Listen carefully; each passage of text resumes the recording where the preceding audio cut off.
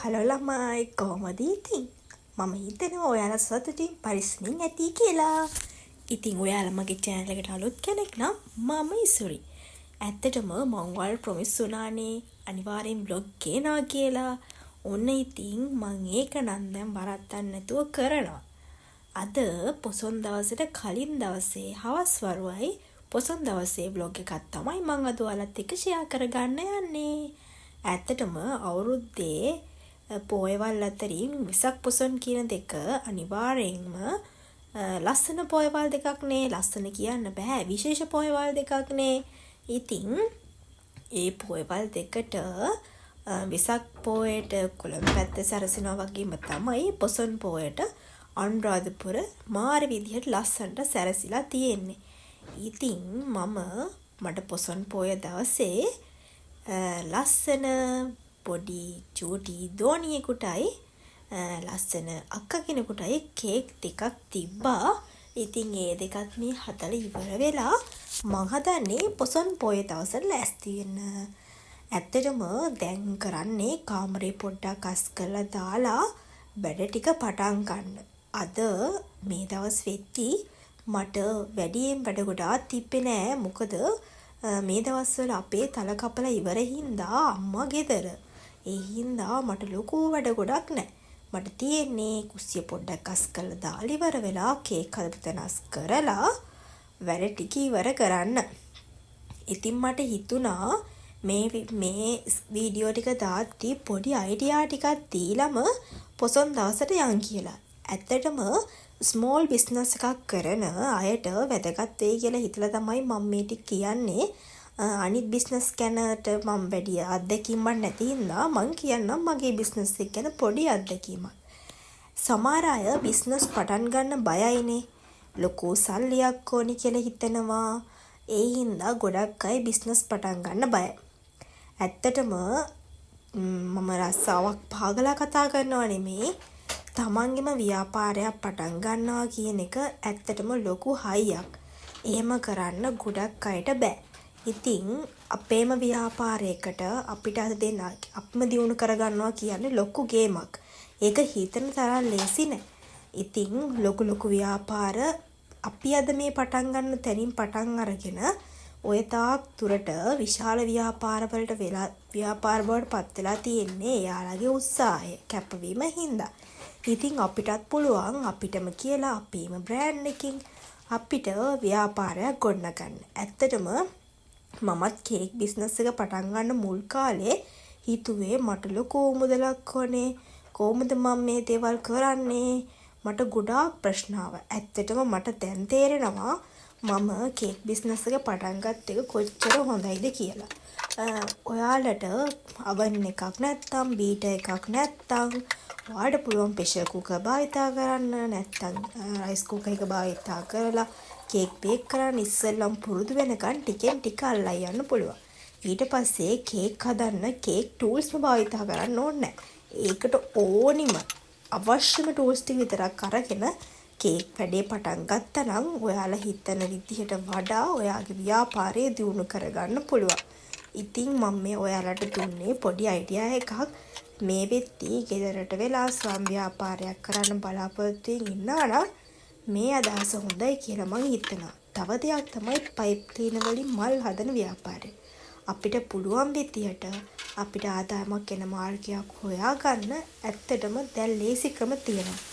ඒකට social media වලින් ගොඩාක් උදව් ගන්න පුළුවන්. අපි හදන දේ හොඳට තමන්ගෙන් පේජ් එකක් හදලා ඉවර වෙලා ප්‍රොමෝට් කරන්න වීඩියෝස් අප්ලෝඩ් කරලා ඒ විදියට අපේ වැඩ ටික කරගෙන ගියොත් අපේ බිස්නස් එක දියුණු කරගන්න පුළුවන්. ඒකම තමයි මගේ බිස්නස් එකත් මම මේ වෙද්දී මම හොන්තරකට අරගෙන තියනවා කියලා හිතනවා. මොකද මම පොඩියට පටන් අරගෙන මේ වෙද්දී මට ඕන කරන බඩු මුට්ටු ඔක්කොම අරගෙන තියනවා කේක් හදන්න. ඒ වගේම තමයි දැන් මට කස්ටමර් ටිකක් හැදිලා ඉන්නවා. මගේ පේජ් එකත් පොඩ ෆලෝස්ලා වැඩි වෙලා තියෙනවා. මමත් වීඩියෝස් එක දිගට අප්ලෝඩ් කරන්න බලාපොරොත්තු ඉන්නවා. ඇත්තටම වීඩියෝස් අප්ලෝඩ් කරන ප්‍රශ්නේ මට ලොකුවටම තියෙනවා. මොකද මේ පැත්තට සිග්නල් නැති හින්දා. ඒ වුණත් මම වැඩේ අතාරින්නේ කොහොම හරි වීඩියෝ ටික එඩිට් කරලා තියාගන්නවා. ඊට පස්සේ අප්ලෝඩ් කරන්න සිග්නල් තියෙන තැනකට ගිහින්. එහෙම තමයි ඉතින් මගේ දවස් ගෙවෙන්නේ. ඔයාලටත් මම පොඩි විදිහේ ඇඩ්වයිස් එකක් තමයි දුන්නේ. පුළුවන් විදියට Tamanට කැමති විදියට බිස්නස් එකක් පටන් ගන්න අනිවාර්යෙන් ඔයාලට ඉස්සරහට යන්න පුළුවන්. කතාවෙන් කතාව කෝපන් ළමයි මගේ වැඩ ටික නම් ඉවර වුණා. ඇත්තටම මේ වෙද්දී මං කුස්සියක් තස් කරලා ඉවර වෙලා වලන් ටිකත් හොදලා ඉවරයි. දැන් මට තියෙන්නේ සෝදපු වලන් ටික ගාන්ට රැක් වලට දාලා නමා ගන්න. ඇත්තටම කියන්න ඕනේ අපි ගම්වල ජීවත් වෙන කට්ටියනේ අපිට තියෙන පරිසරය වෙනස්. නගරවල ජීවත් වෙන අය පරිසරය වෙනස්. ගම්වල ජීවත් වෙද්දී හිතන තරම් ලේසි ජීවිතයක් ගත කරන්න හම්බෙන්නේ නැහැ. ඉතින් මේ ජීවිතේ ලේසි කරන් ගත කරන එක තමයි අපිට කරන්න පුළුවන් ලොකුම දේ. ඇත්තටම මේ වෙද්දී අම්මලා තල කපල ඉවර වෙලා අස්සන්න ගෙදර ගෙනල්ලා තියෙන්නේ. දැන් මේක විකුණලා ඉවර වෙලා තියෙනවා. ඒවා කපන්න ගියපු අය කුලී බේරන්න තියෙනවා. ඒ වැඩත් මේ දවස්වල වෙනවා. ඉතින් මම ඒවත් කියන්න ගත්තේ ගම්වල ජීවත් වෙන අයගේ පෞල් පරිසරය ගැන කියන්න. මේ වෙද්දී වැඩ ඔක්කොම කරලා කුස්සියක් තස් කරලා පිහදලා කරලා ඉවර වෙද්දී මගේ කේක් ටිකත් හදලා ඉවරයි. ඇත්තටම මට මේ පොසොන් පොය දවසේ උඩස් දෙකක් තිබ්බනේ. මම ප්ලෑන් කරගෙන හිටියේ උදේම මට කේක් ටික දාගන්න උනා. මොකද පොසොන් පොය දවසේ පොඩ්ඩක් ඇවිදින්න යන්න එපේ. ඉතින් මම එක කේක් එකක් උදේ 9ට අනිත් කේක් එක 10 මාට දාගත්තා. මොකද වැඩේ ලේසි වුණා. එක කේක් එකක් අපේ ගමේ තිබ්බේ දෙන්න. අනිත් කේක් එක තිබ්බේ අපේ ළඟ ගමක. ඒ හින්දා මට වැඩේ කරගන්න එක ලේසි වුණා.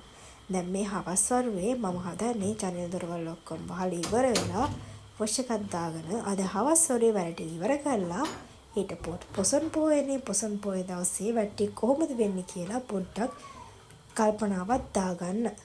දැන් මේ තියෙන්නේ පොසොන් පොය දවසේ උදේ. ඇත්තටම පොසොන් පොය දවසේ උදේ මම නැගිටිද්දී පොඩ්ඩක් දවල්ලා. ඉතින් මේ ටයිම් එකට තමයි කොහොමත් මම නැගිටින්නේ. ඒ තමයි බෝනික් එක් වගේ. ඉතින් මට ඒක හරි ආඩම්බරයක් වගේ නංගිනේ.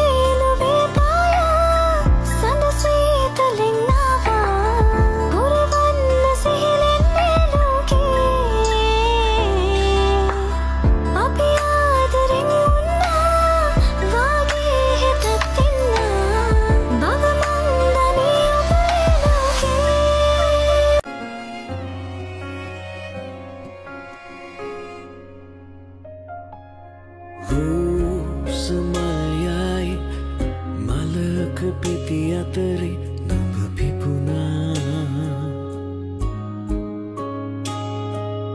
රැකතරු අතරේ පෝය සඳ විලසි නුඹ දිලුණා. උදේම ගියේ නංගියෙක් සර්ප්‍රයිස් කරන්න. ඊට පස්සේ ගියේ පොඩි බබෙක්ව සර්ප්‍රයිස් කරන්න. ඉතින් සර්ප්‍රයිස් කරලා ඉවර වෙලා අපි දැන් මේ යන්න හදන්නේ පොසොන් වදින්න. ඔය පේනවනේ මම ලෑස්තිලා ඉන්න විදිය පොසොන් වදින්න යන්න. අපිත් එක්ක යාළුවෝ ගියා. බයික් 4ක් අපිත් එක්ක ගියා. අපේ බයික් එකත් එක්ක බයික් 4යි. අපි මේ අතුරු පාරකින් දාලා අපිට හිතා ගන්න බෑ කොහෙද යන්නේ කියලා. මොකද අනුරාධපුරේ ඒ තරම් සෙනග. ඒ හින්දා අපි ප්ලෑන් කරගත්තේ කුරුණෑගල යනවා කියලා. ඒත් අපිට හිතුණා කුරුණෑගලට යනවට වඩා අනුරාධපුරේම මිහින්තලේ පැත්තේ යන එක හොඳයි කියලා. ඇත්තටම මේ දවසේ පොසොන් දවසේ අනුරාධපුර තිබ්බ ට්‍රැෆික් එක දැක්කනම් ළමයි කියන්න තේරෙන්නේ නැහැ. මම මේ හොඳට වැඩ වගේ ගියාට මට හවස් වෙද්දි ඔළුව කැක්කමක් ඇල්ලුවා. මොකද ඒ තරම් එදා අවසරයි.